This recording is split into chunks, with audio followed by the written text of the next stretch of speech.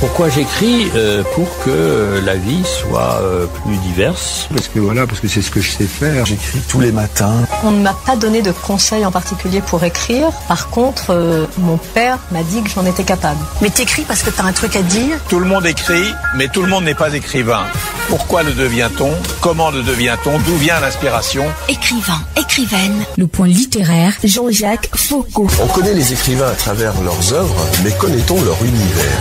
Le point littéraire. Le point littéraire. Nouvelle saison. Tous les vendredis de 20h à 21h sur Royal FM. C'est une émission de littérature. Toute la littérature, ici, tous les genres, sous-genres et types d'écriture se rencontrent. Vous aurez droit à plus de découvertes de livres et d'auteurs. Ici, tous les genres littéraires et textes scientifiques se côtoient. Le point littéraire. Nouvelle saison. Tous les vendredis de 20h à 21h sur Royal FM. Prenez le rendez-vous avec Jean-Jacques Foucault. Ouvrons le premier livre, il s'agit d'un roman. Nadine Ndjomo nous présente Captive. Nadine, bonsoir et bienvenue sur le point littéraire. Bonsoir. C'est un plaisir de t'accueillir. Plaisir partagé. Vous êtes une jeune Camerounaise, vous êtes journaliste, fondatrice du journal en ligne, spécialisée en l'éducation, Soukoulou News. Yes. Le projet a commencé à partir de quel moment? Est-ce qu'il se porte bien? Le projet se porte bien, il est vieux de 4 ans, depuis 2020. Donc ça va, ça se passe bien. Ce sont des informations exclusivement éducatives et voilà. Alors à côté de ça, il faut dire que vous êtes spécialiste en éducation, vous êtes experte en relations internationales, trentenaire, et Captive est votre deuxième roman. Après le premier, Débrouille-toi, tu es une femme, paru depuis 2021. Oui, il faut quand même dire qu'il y a eu une grosse rupture. C'était le temps de mieux se positionner. C'était le temps de la maturité. Il fallait prendre un peu de temps. Et il faut quand même avouer qu'une partie de Captive, une trentaine de pages, je ne veux pas dire le reliquat, c'est le contenu des Débrouille-toi qui a été mis de côté parce que le roman, le premier, il était volumineux et l'éditeur à l'époque m'a conseillé d'enlever une partie et puis que je devais utiliser à bon escient plus tard, donc j'ai juste complété avec les autres pages pour en faire ce que nous avons aujourd'hui. Lorsqu'on voit Captive aujourd'hui et on lit Débrouille-toi, tu es une femme, on a comme l'impression qu'il s'agit d'une suite logique quand même de ce qui avait d'abord été écrit. Suite logique, oui et non. Oui, dans la mesure où, comme je venais d'expliquer Supra, c'est un complément. Parce que certains lecteurs qui ont lu Débrouille-toi disent que ils auraient préféré que ça se termine, que je chute autrement. Maintenant, je pense que là, je réponds à leurs désirs, à leurs attentes. Et maintenant, non, dans la mesure où, avec Captive, les histoires qui sont contées sont certes miennes, mais elles sont également les vôtres. Parce que les différentes problématiques que j'aborde dans ce texte nous concernent. Concernent la plupart, j'ai envie de dire toutes nos familles. Si elles ne sont pas forcément génétiques, ce sont des connaissances, ce sont des cousins, ce sont des amis. Captive, c'est 3 histoires d'amour. Captive, c'est le quotidien des bâtards. Captive, c'est une carte postale du Cameroun. On balade le lecteur entre le nord, la Damawa, Minganga.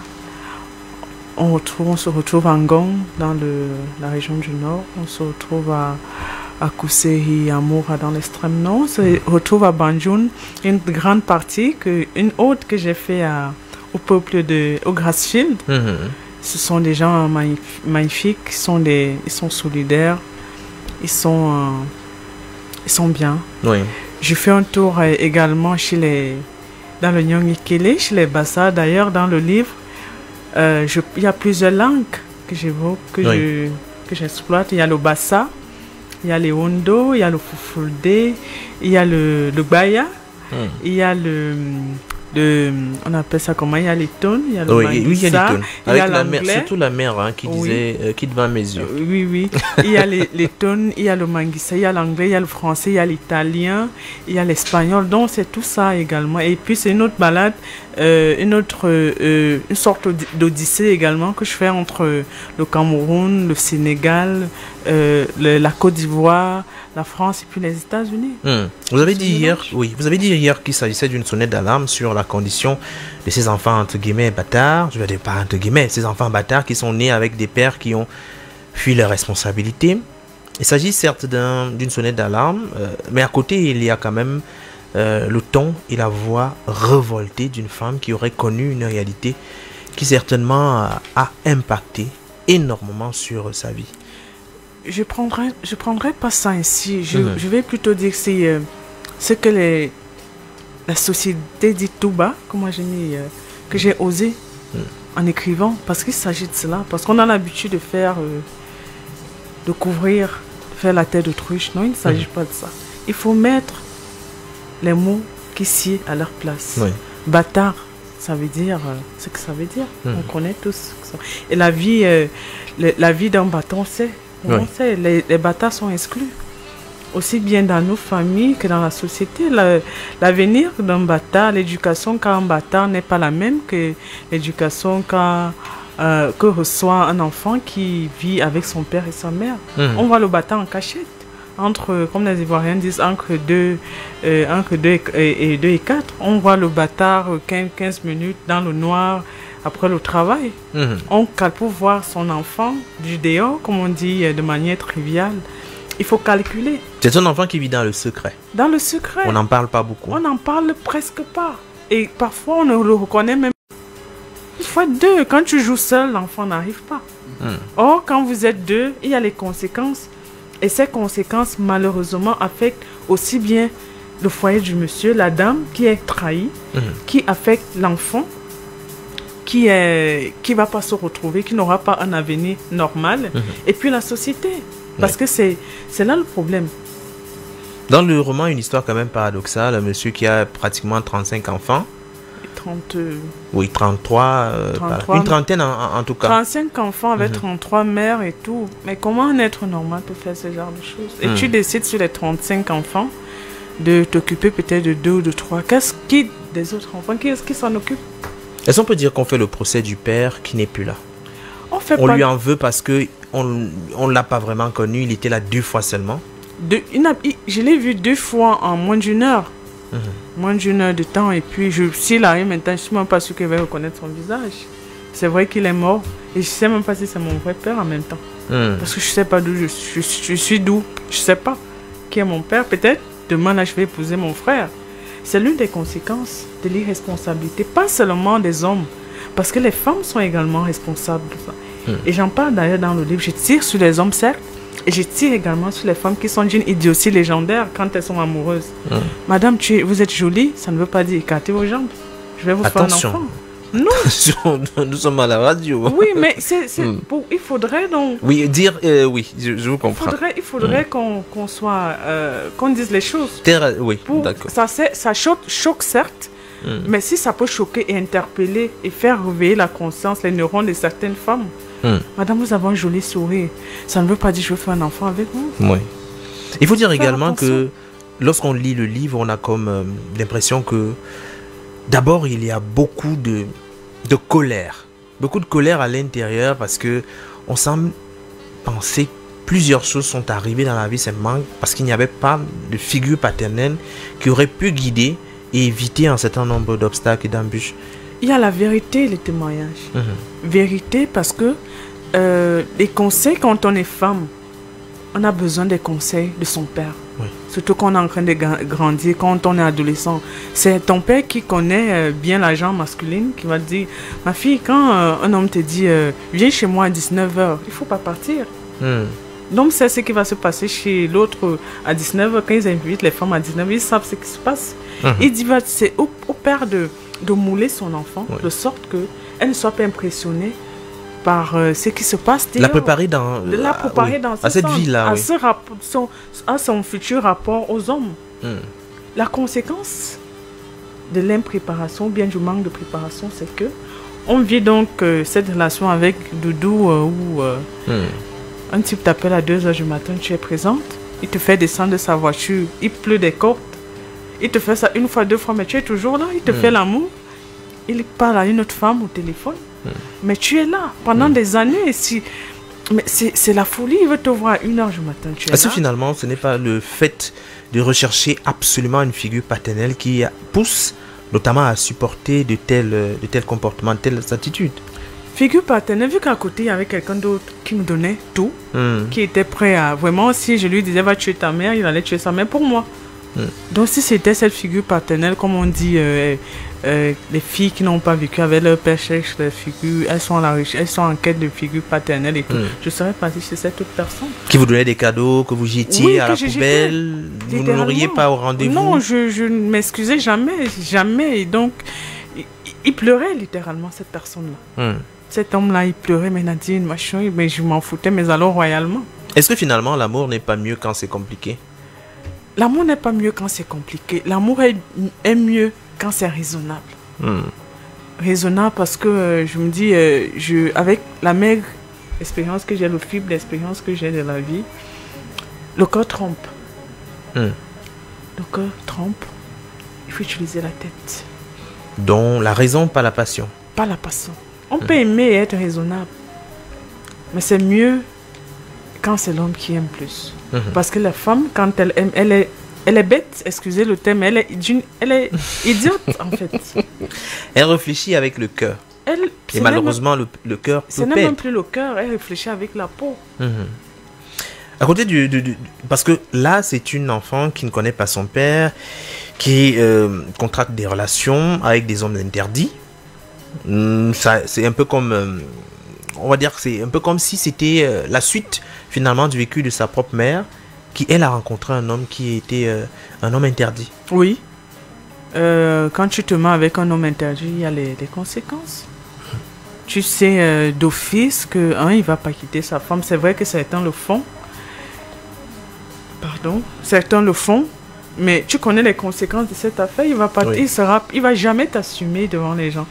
Tu seras peut-être 74e, comme j'en parle. Vous êtes 74, vous êtes 75. Une de plus, simplement. Oui, une de plus. Je ne compte pas, en fait.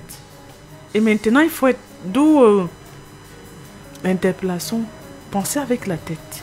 Même si tu vas t'amuser, tu décides de t'amuser avec un homme interdit, comme je les appelle, il y a la pilule du lendemain. Parce que quand cet homme va partir, tu vas rester avec l'enfant.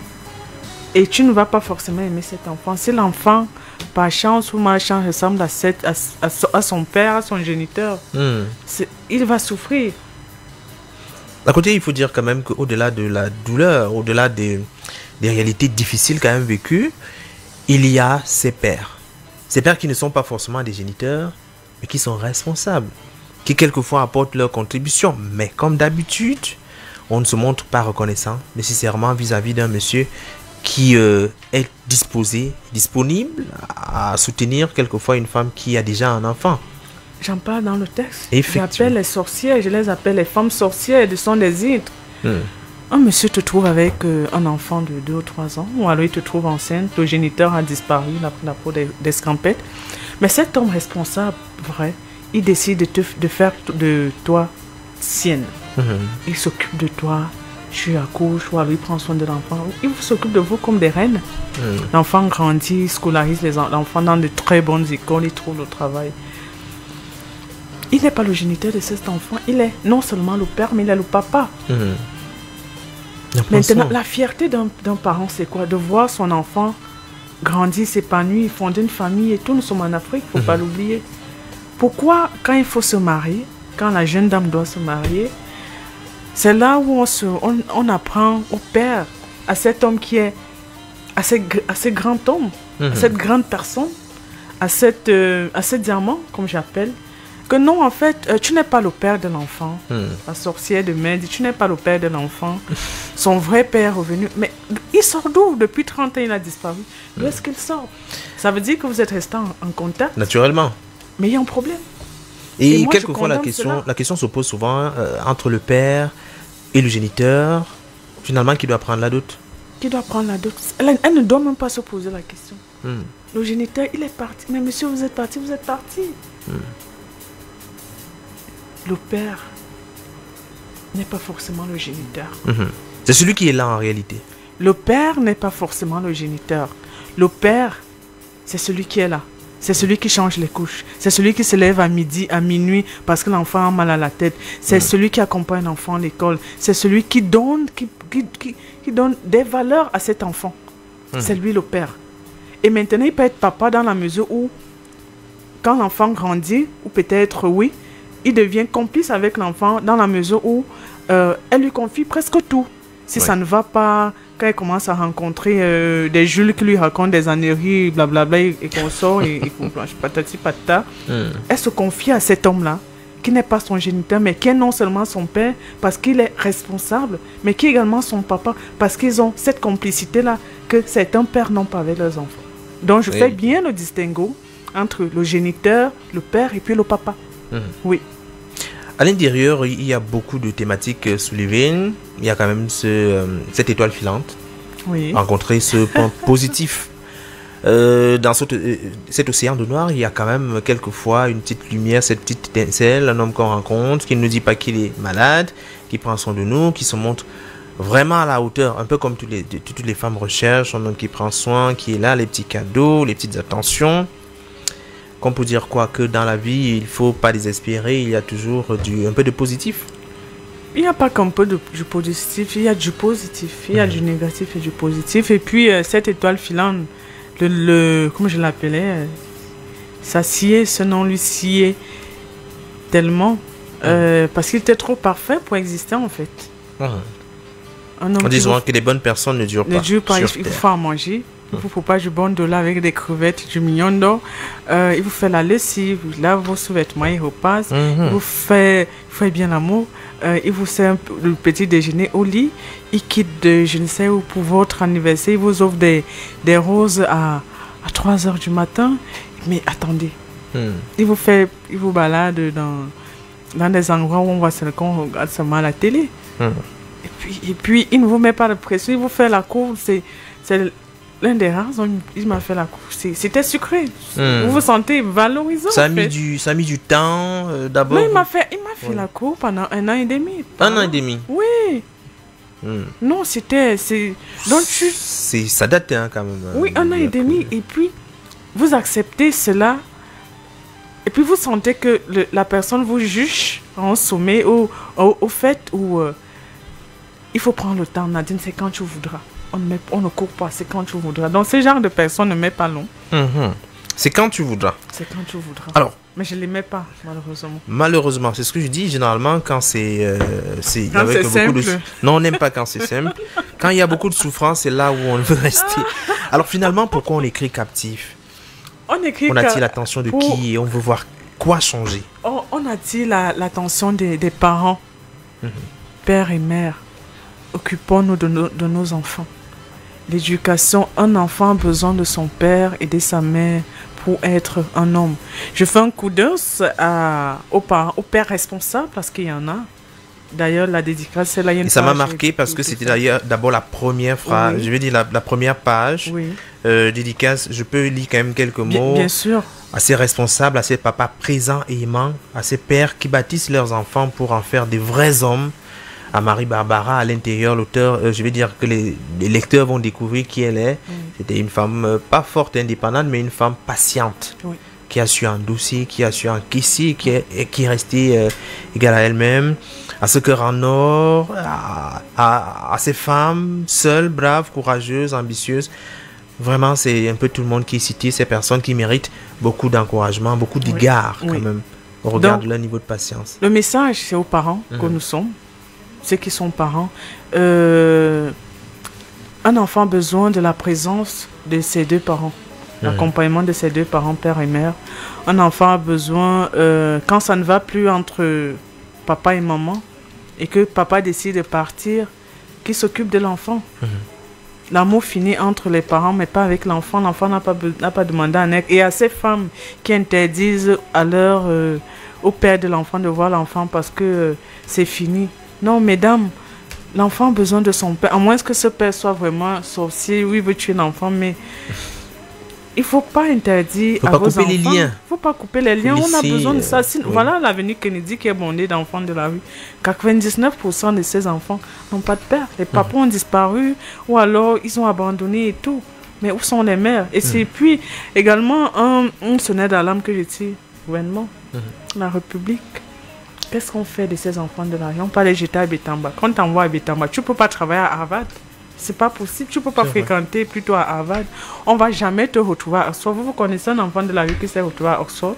Ou bien à Harvard, ou bien, bon, nous sommes au Cameroun, ou bien à l'ENAM et tout. C'est difficile. Quand tu vois là-bas, ce n'est pas pour que tu deviennes un physicien. Qu'est-ce qu'on a mis en place au niveau du Cameroun pour accompagner ces enfants qui ont besoin d'un encadrement, qui sont shootés, qui ont été shootés pendant des années au tramol, aux différentes drogues. Et on observe, on voit ce qui se passe actuellement. La société est en train de se déliter parce que nos familles sont totalement désagrégées. La faute à qui? La faute à tout le monde. D'accord. Alors, Nadine Ndjomo. Oui, monsieur. J'avoue que le livre en lui-même raconte de très belles histoires. Où est-ce que l'auditeur, potentiel lecteur qui nous écoute peut avoir le livre? Alors, le livre est au Cameroun, à Yaoundé d'abord, à Peuple Noir. On peut le retrouver à Dove, dans tous les Dove de Douala. Et chez l'éditeur, chez M. Aono. Ifrikria, vous avez peut-être un numéro de téléphone à travers lequel on pourrait joindre pour avoir rapidement le livre. Pour avoir le livre, il y a mon numéro d'abord, le 697 20 80 82. Vous reprenez le numéro 697 20 80 82. On peut le retrouver sur Amazon. Le livre coûte 5000 francs. On peut le retrouver également sur Amazon. On peut le retrouver, le numéro de l'éditeur maintenant, le 699 77 10 99. D'accord. En tout cas, merci d'être passé à la radio. Merci d'avoir échangé avec nous autour de votre livre Captive, un roman, on va dire peut-être assez intéressant pour passer un bon week-end d'ailleurs, puisqu'on démarre le week-end. Merci. Merci de m'avoir reçu. C'était un plaisir.